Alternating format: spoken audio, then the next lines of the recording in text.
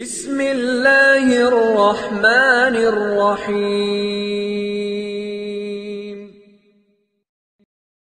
بسم اللہ الرحمن الرحیم وبہ نستعین۔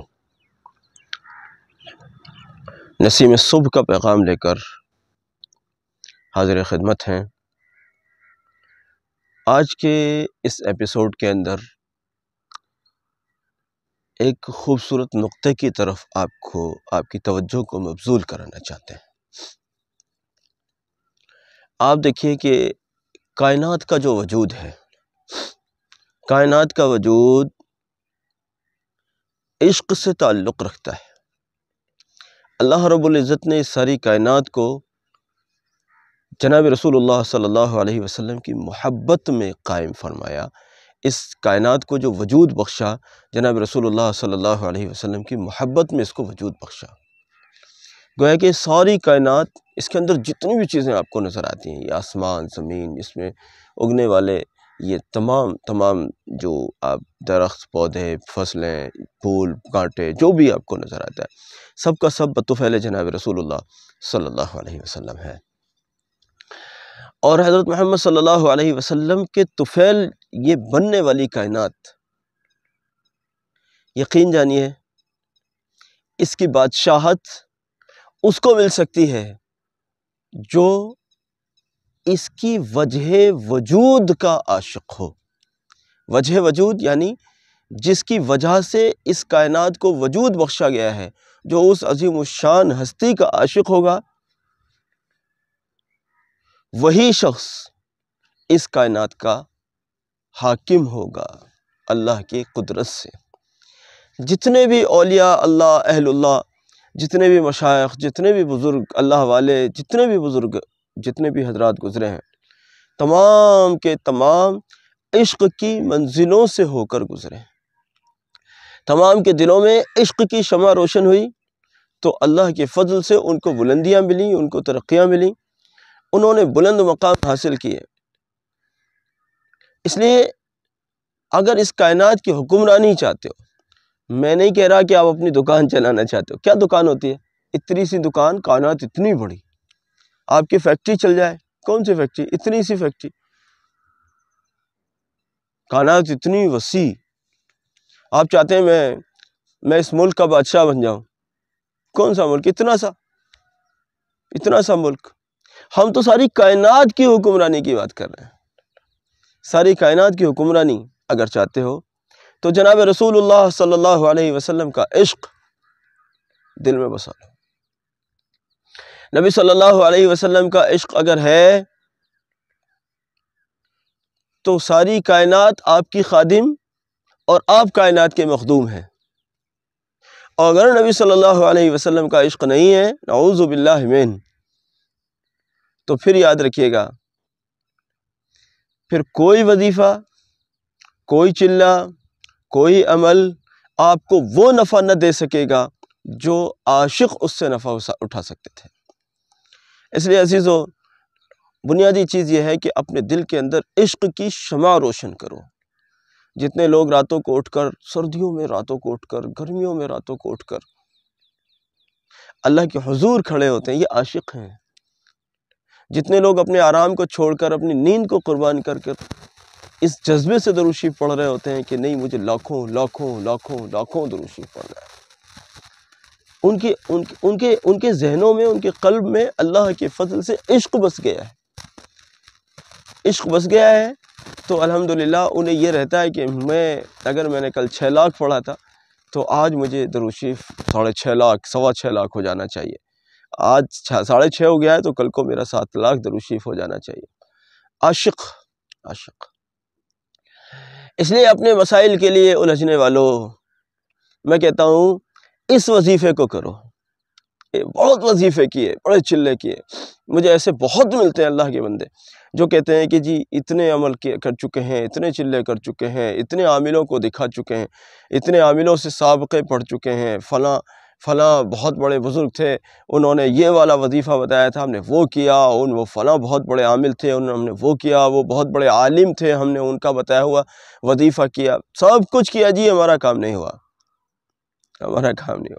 آؤ اس والے وظیفے کو کرو۔ اس والے وظیفے کو کرو۔ جو جتنا بڑا عاشق ہوگا وہ اتنا بڑا ولی اللہ ہوگا۔ جس کے دل میں عشق رسول صلی اللہ علیہ وسلم کی جتنی بڑی آگ لگ رہی ہوگی وہ اتنا ہی اللہ اور اس کے رسول صلی اللہ علیہ وسلم کا مقرب ہوگا۔ اور نعوذ باللہ من، جو عشق الہی و رسولہ علیہ السلام سے جتنا خالی ہوگا وہ اتنا ہی دور ہوگا، وہ اتنا ہی دور ہوگا۔ ہم دیکھتے ہیں لوگوں کو نماز بھی پڑھ لیتے ہیں اور پھر کہتے ہیں جی دنیا بھی تو ضروری ہے۔ جس کی نگاہ میں دنیا بھی ضروری ہے، یہ عاشق، اس کے دل میں اصل میں عشق کی آگ نہیں لگی، اس کے دل میں عشق کی آگ نہیں لگی، اس لیے اس کی زبان سے نکلنے والے جملے وہ عشق کا بخان نہیں بخان رہے، وہ عشق کے کلمے نہیں بول رہے۔ عشق کے کلمے وہ بولے گا جس کے دل میں عشق کی آگ لگی ہوگی۔ اس لیے اللہ کے بندو، نبی صلی اللہ علیہ وسلم پر قربان ہونے کے جذبے پیدا کرو۔ مجھے یاد آتا ہے ایک غازی، کیسا غازی، غریب فیملی کا بندہ، غریب فیملی کا شخص اور ٹانگا چلانے والا، روزانہ گویا کہ مزدوری کر کے اپنا پیٹ پالنے والا، بازار میں اپنا تانگا لے کر پہنچ جاتا ہے۔ اسی ہندوستان کی بات ہے، تقسیم سے پہلے، ابھی انگریزی دور تھا، دور انگریزی میں ہندوستان کی سرحدیں اتنی محدود نہیں تھیں جتنی اب ہیں، اس سے زیادہ تھا اور بہت زیادہ تھا۔ تو تانگا لے کر بازار میں پہنچتا ہے، بندے نے دیکھا کہ بڑی بھیڑ سی لگی ہے، بھئی کیا بات ہے؟ کسی نے کہا کہ یہ شخص، جو یہ فلاں شخص بیٹھا ہے، اس نے نبی صلی اللہ علیہ وسلم کی شان میں نعوذ باللہ گستاخی کی ہے، نعوذ باللہ گستاخی کی ہے۔ بس چونکہ وہ عاشق تھا، اللہ ایسا عشق ہمیں بھی نصیب فرمائے، وہ عاشق تھا، اپنے گھر گیا اور گھر جانے کے بعد تانگا کھڑا کر کے اپنی والدہ کو بولا، ماں کا اکلوتا سہارا، ماں کا اکلوتا سہارا۔ ماں کہتی تھی علیم الدین تجھ سے تو تانگا بھی چلانا نہیں آتا۔ اس عظیم الشان شخصیت کا نام غازی علیم الدین تھا، شہید رحمت اللہ علیہ ورحمتہ واسعہ۔ ایسے غازی علیم الدین کے نام پر عبد الرحیم جیسے کروڑوں قربان، وہ کم سے کم عاشق تو تھے، یہاں تو خالی کھلڑ۔ اللہ ہمارے دلوں میں بھی عشق رسول صلی اللہ علیہ وسلم پیدا فرما دے۔ صورت کیا بنی کہ گھر گئے، والدہ کو بتایا، والدہ صاحبہ فلاں شخص نے یہ حرکت کی ہے، چاقو لے کر نکلے ہیں، والدہ کی نصیحت سنو، بیٹا اگر کام ادھورا چھوڑ کر آئے تو گھر کے دروازے بند ملیں گے، اگر کام ادھورا چھوڑ کر آئے تو گھر کے دروازے بند ملیں گے، گھر پر نہیں آنا، یہ گھر کے دروازے تمہارے لیے کھلے نہیں ہوں گے۔ عاشق ماں کا عاشق بیٹا زندہ باد، ایسی مائیں ہوتی تھیں، ایسے بیٹے ہوتے تھے۔ گئے اور اس وقت تک اس پر حملہ آور رہے جب تک کہ وہ جہنم واصل نہ ہو گیا۔ انگریز نے کہا عدالت میں، علیم الدین اگر آپ کہہ دیں کہ اس کو میں نے ذبح نہیں کیا ہے تو آپ کو چھوڑ دیا جائے گا، کہ نہیں، اس کو میں نے ہی ذبح کیا ہے، یہ میری جنت ہے، یہ میں نے اپنی جنت کے لیے ذبح کیا ہے، تو میں نہیں کہتا کہ میں نے نہیں ذبح کیا، نہیں، اس کو میں نے ہی ذبح کیا ہے، آپ اپنا کام جاری رکھیے، آپ اپنی سزا دیجئے تاکہ میں جنت کے قریب ہو جاؤں، میں جنت میں پہنچ جاؤں۔ عزیزو، ایسے ہوتے ہیں عاشق کہ نبی صلی اللہ علیہ وسلم کی شان میں گستاخی کرنے والوں کی خیر نہیں۔ لیکن خیر، یہ تو چلیے ایک واقعہ تھا، یہ جنگ آزادی یعنی ملک کی آزادی سے پہلے کا واقعہ ہے۔ لیکن آج کی میں بتاؤں، آج ہمارے لیے نبی صلی اللہ علیہ وسلم کی اطاعت میں سنتوں پر عمل کرنا مشکل ہے، درود شریف پڑھنا مشکل ہے، نبی صلی اللہ علیہ وسلم کی چاہت میں اپنی کسی چاہت کو قربان کرنا مشکل ہے، نبی صلی اللہ علیہ وسلم کی چاہت میں اپنے مزاج سے ہٹ کر کسی بات کو قبول کرنا مشکل ہے۔ کیسا عشق ہے بھائی، یہ کون سی مسلمانی ہے؟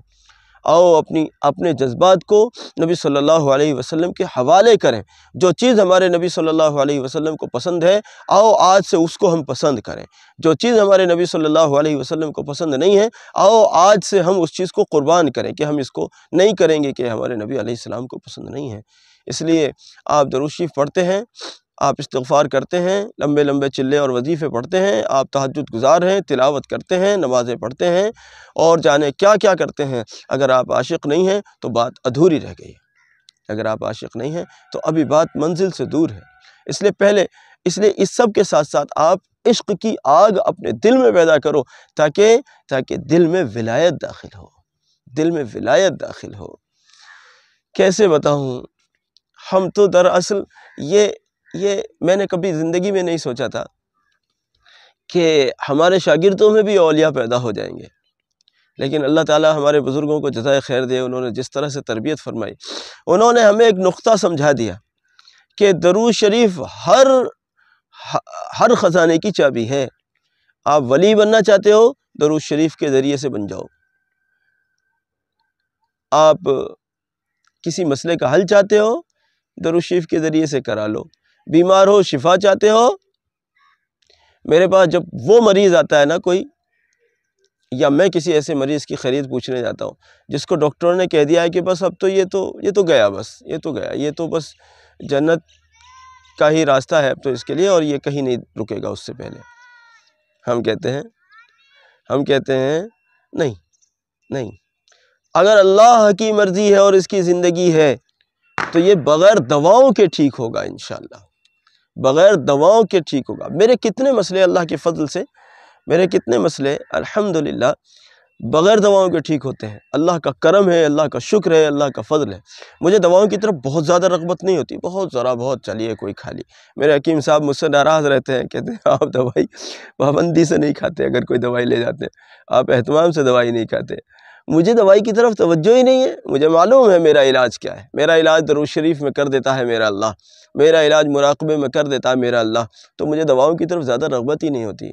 کبھی کبھار چلا جاؤں اگر سنت سمجھ کر کہ چلیے علاج کرانا سنت ہے تو اس کی طرف میری زیادہ توجہ نہیں ہوتی۔ لوگ مجھ سے کہتے ہیں کہ میاں اسباب بھی تو اختیار کرنا ضروری ہے، ہم دارالاسباب میں رہتے، ٹھیک ہے آپ دارالاسباب میں رہتے ہیں، اللہ کے فیصلے بندوں کے گمان کے ساتھ ہیں۔ کوئی سمجھتا ہے کہ مجھے کارخانوں اور فیکٹریوں سے ملے گا، حکیم اور ڈاکٹروں سے شفا ملے گی، کوئی سمجھتا ہے کہ میں ڈائریکٹلی اللہ مجھے عطا فرمائے گا۔ بس جو جیسا گمان لے کر بیٹھا ہے، اللہ کے فیصلے بھی ایسے ہی ہیں۔ اس لیے دیوانو، عاشق بن کر درود شریف پڑھو، عاشق بن کر سنتوں پر عمل کرو، عاشق بن کر نبی صلی اللہ علیہ وسلم کا نام لیا کرو۔ جب نبی علیہ السلام کا نام آئے تو مزہ آ جایا کرے، جب نبی صلی اللہ علیہ وسلم کا نام آیا کرے دل جھوم جایا کرے، ایسے طریقے سے اللہ کا اور اس کے رسول صلی اللہ علیہ وسلم کا نام لیا کرو۔ یہ روح کے پھیکے دل سے، روح کی پھیکی زبان سے ہم نام لیتے ہیں، نہ ہم لطف اٹھا پاتے ہیں نہ ہمیں سننے والے لطف اٹھا پاتے ہیں۔ اس لیے اپنے دلوں میں عشق کی آگ پیدا کرو تاکہ دل بھی جھوما کرے عشق رسول صلی اللہ علیہ وسلم سے، اور جب زبان سے وہ الفاظ نکلا کریں تو جو سن لے بس وہ بھی جھوم جایا کرے، اور جس پر نگاہ پڑ جائے اس کی کایا پلٹ جایا کرے۔ امید کرتا ہوں میری بات آپ کو سمجھ آئی ہوگی۔ کل میں نے کہا تھا کون پڑھے گا 1 کروڑ درود شریف، بعض لوگوں نے کہا ہم پہلے سے پڑھ رہے ہیں، مبارک ہو ان کو، بعض نے کہا ہم آج سے شروع کرتے ہیں، لیکن جنہوں نے آج سے شروع کرنے کی نیت کی ان کی تعداد کم رہی۔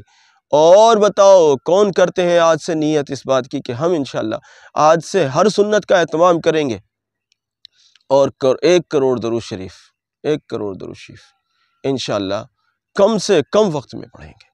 اللہ رب العزت مجھے بھی ان خوش نصیب لوگوں میں شامل فرمائے جن کو اللہ و رسول صلی اللہ علیہ وسلم کے عشق کی لذت اور حلاوت نصیب ہو گئی ہیں، اور ہمارے تمام سامعین کو بھی اللہ تعالیٰ یہ نعمت عطا فرمائے۔ جزاکم اللہ۔